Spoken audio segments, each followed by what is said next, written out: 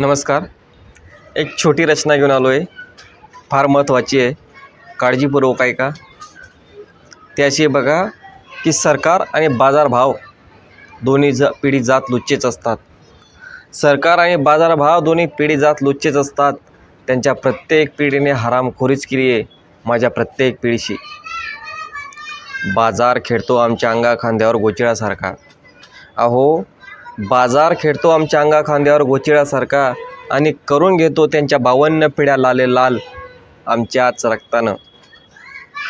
या सरकारनं माझ्या फाटक्या जीर्ण वस्त्राचा बाजार मांडलाय भरचौकात.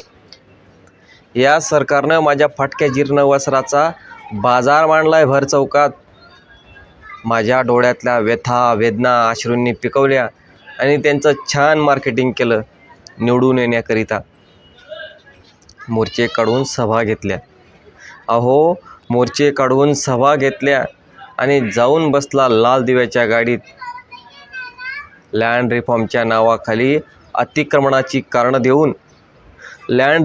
नावाखाली अतिक्रमणाची कारणं देऊन रोजगारावर बुलडोझर फिरवत तुम्ही हजारो संख्येने बेरोजगारी वाढवली.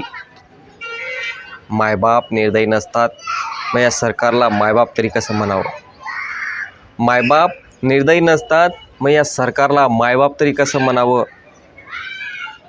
तुमची डोकी फेट्यांसाठी आमची डोकी फोडण्यासाठी.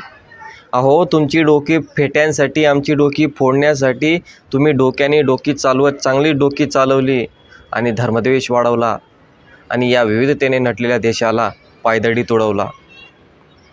मग यालाच म्हणतात का सामान्यांना न समजणारं राजकारण?